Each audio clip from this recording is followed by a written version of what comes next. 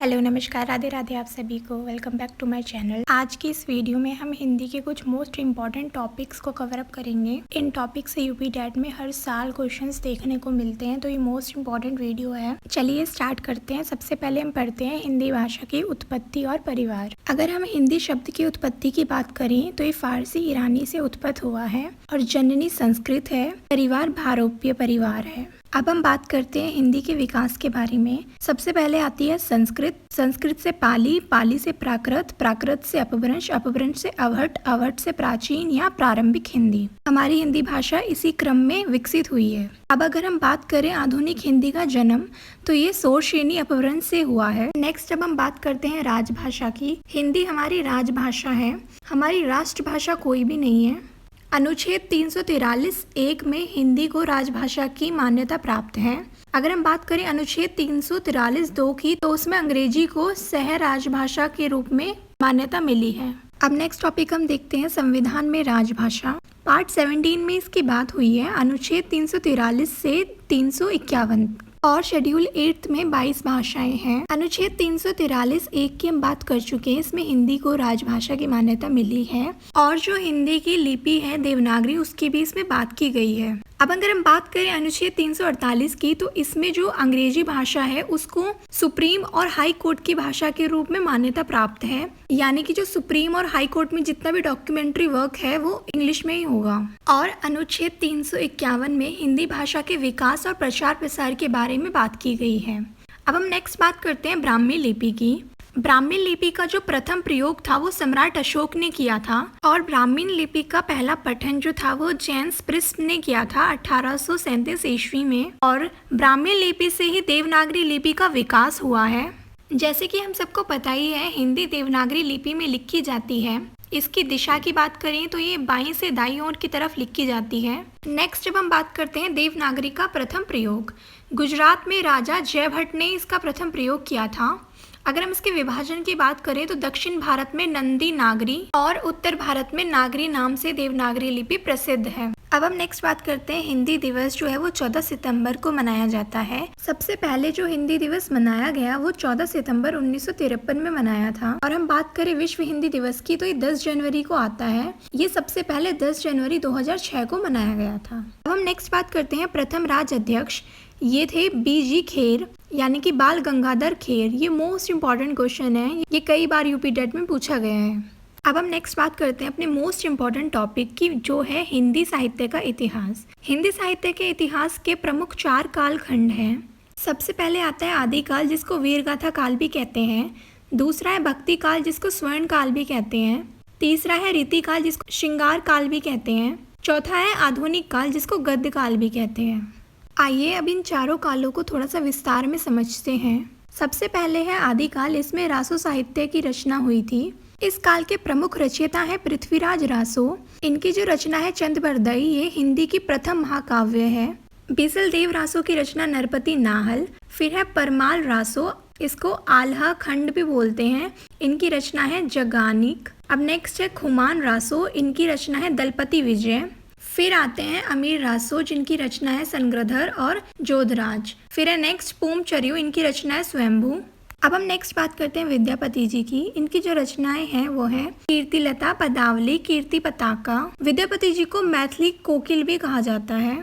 इनकी ज्यादातर रचनाएं मैथिली भाषा में थी। नेक्स्ट है अमीर खुसरो, इनकी जो रचनाएं हैं वो है खाली कबारी, पहेलियां, मुकरैया। इनकी जो रचनाएं थी वो ज्यादातर खड़ी बोली में थी।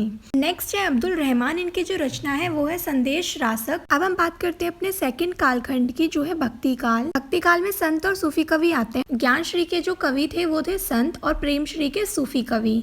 पहले हम बात करते हैं संत कवि की, जिसमें आते हैं कबीरदास जी। जो इनकी रचनाएं थी वो थी बीजक, साखी, सबद, संग्रहकर्ता, धर्मदास। अब हम बात करते हैं नेक्स्ट सूफी कवि की, जो थे मलिक मोहम्मद जायसी। इनकी जो रचना थी वो थी पद्मावत, अखरावट और आखिरी कलाम। नेक्स्ट सूफी कवि जो थे वो थे कुतुबन, इनकी रचना थी मृगावती। फिर आते हैं मजन, इनकी रचना थी मधुमालती। नेक्स्ट है फिर मुल्ला दाऊद, इनकी रचना थी चंदायन। चंदायन जो थी वो सूफी काव्य की पहली रचना थी। भक्ति काल की दो शाखाएं हैं, पहली है राम भक्ति शाखा और दूसरी है कृष्ण भक्ति शाखा। हम बात करें राम भक्ति शाखा की तो इसके जो सबसे प्रमुख रचयिता है वो है तुलसीदास जी। तुलसीदास जी की जो सबसे प्रचलित रचना है वो है रामचरितमानस। रामचरितमानस अवधी भाषा में रची थी इन्होंने। इसके कुल 7 कांड थे। बाल कांड जो था इसका सबसे बड़ा कांड था और किष्किंधा कांड इसका सबसे छोटा कांड था। अब हम बात करें तुलसीदास जी की अन्य रचनाओं की तो वो थी विनय पत्रिका, कवितावली, गीतावली, दोहावली, भैरव रामायण, जानकी मंगल, पार्वती मंगल, हनुमान बाहुक। अब हम बात करते हैं नाबद दास की रचना की, वो थी भक्तमाल। और हम बात करें केशव दास की रचना की, वो थी रामचंद्रिका। केशव दास जी को कठिन काव्य का प्रेरक माना जाता है। अब हम नेक्स्ट बात करते हैं कृष्ण भक्ति शाखा की। इसमें सूरदास की जो रचनाएं थी वो थी सुरसागर, भ्रमर गीत, साहित्य लहरी, सुरसावली। अगर हम बात करें मीराबाई की रचनाओं की तो वो थी पदावली और राग गोविंद। अब हम बात करें रसखान की तो उनकी रचनाएं थी प्रेम वाटिका, सुजान रसखान। नरोत्तम दास की रचना थी सुदामा चरित। अब हम बात करते हैं अपने तीसरे कालखंड की जो है रीतिकाल। इसमें जो श्रृंगार एवं अन्य कवियों की बात करें हम तो सबसे पहले आते हैं बिहारी लाल। बिहारी लाल की रचना थी बिहारी सतसई। इसमें 713 दोहे हैं और ये ब्रज भाषा में रचित है। अब हम बात करते हैं नेक्स्ट केशव दास की। इनकी जो रचनाएं थी वो थी कवि प्रिय, रसिक प्रिया। अब हम बात करते हैं घनानंद की। घनानंद की जो रचना थी वो थी सुजान सागर और विरह लीला। लास्ट आते हैं हमारे पद्माकर। पद्माकर की जो रचना थी वो थी पद्माभरण और प्रबोध 50। अब हम नेक्स्ट बात करते हैं वीर रस व रीति। इसमें आते हैं सबसे पहले महावीर भूषण। इनकी रचनाएं जो थी वो थी शिवराज भूषण, शिव बावानी, छत्रसाल दक्षक। नेक्स्ट है मतीराम। इनकी रचना ललित लालाम, मतीराम सतसई। लास्ट आते हैं चिंतामणि। इनकी रचना थी कविकुल, कल्पतरु। हम नेक्स्ट बात करते हैं अपने चौथे कालखंड की जो है आधुनिक काल। पहले आते हैं भारतेंदु युग। इनकी जो रचनाएं थी वो थी भारत दुर्दशा, अंधेर नगरी, सत्य हरिश्चंद्र, प्रेम फुलवारी। नेक्स्ट है प्रेमगन। इनकी जो रचनाएं थी वो है आनंद, अरुणोदय, जीर्ण जनपद। अब हम बात करते हैं द्विवेदी युग की। इसमें सबसे पहले आते हैं हरिओद। इनकी जो रचनाएं थी वो थी वैदेही, वनवास, चौखे चौपटे, प्रिय प्रवास। जो प्रिय प्रवास है ये खड़ी बोली का पहला महाकाव्य है। अब हम बात करते हैं मैथिली शरण गुप्त की। इनकी जो रचनाएं हैं वो है सांकेत, यशोदा, पंचवटी, जयधर्त, वध, भारत भारती। भारत भारती जो इनकी रचना थी इसकी वजह से मैथिली शरण गुप्त जी को राष्ट्रीय कवि की उपाधि मिली थी। अब हम नेक्स्ट बात करते हैं छायावाद युग की। इसके 4 स्तंभ हैं। पहला जयशंकर प्रसाद, दूसरा पंत, तीसरा निराला, चौथा महादेवी वर्मा। सबसे पहले हम बात करते हैं जयशंकर प्रसाद की। जयशंकर प्रसाद जी को छायावाद जनक कहा जाता है और इनको कलाधार भी कहा जाता है। अगर हम बात करें इनके काव्य की जैसे कि आंसू, लहर, झरना, कामयानी। उपन्यास की बात करें तो कंकाल, तितली और इरावती। इरावती इनका अपूर्ण उपन्यास है। नाटक की बात करें तो चंद्रगुप्त, सकंदगुप्त और ध्रुव स्वामिनी। नेक्स्ट बात करते हैं मुंशी प्रेमचंद जी की। इनको कथा सम्राट कहा जाता है। इनके उपन्यास की बात करें तो गोदान, गबन, करम भूमि, रंगभूमि, सेवा सदन, निर्मला, मंगलसूत्र।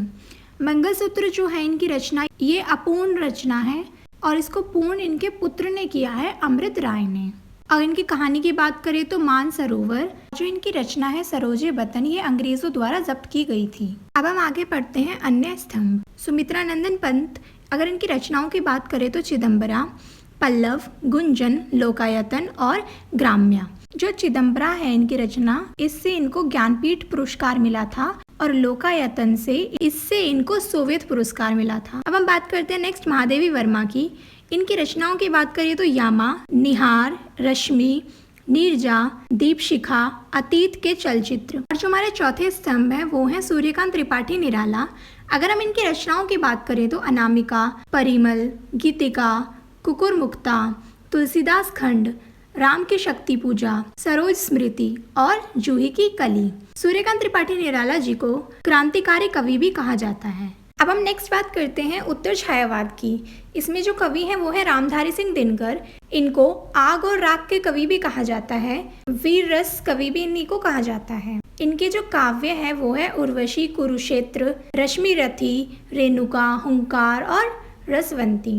इनकी गद्य की बात करें तो संस्कृत के 4 अध्याय। नेक्स्ट है हरिवंश राय बच्चन। इनके काव्य की बात करें तो मधुशाला, मधुबाला, मधु कलश, निड का निर्माण। फिर गद्य की बात करें तो क्या भूलूं क्या याद करूं। अब अब हम नेक्स्ट टॉपिक की बात करते हैं, वो है प्रयोगवाद और नई कविता। इसमें जो सबसे पहले कवि आते हैं वो है अज्ञे जी। इनकी रचनाओं की बात करूं तो आंगन के पार द्वार, शेखर, एक जीवनी, नदी के द्वीप, तार सप्तक, कितनी नावों में कितनी बार। अगले कवि हैं धर्मवीर भारती। इनकी रचनाएं हैं अंधायुग, गुनाहों का देवता, सूरज का सातवां घोड़ा, अनुप्रिया, ठेले पर हिमालय। नेक्स्ट कवि हैं गजानन माधव। चांद का मुंह टेढ़ा है, भूरी भूरी खाक धूल।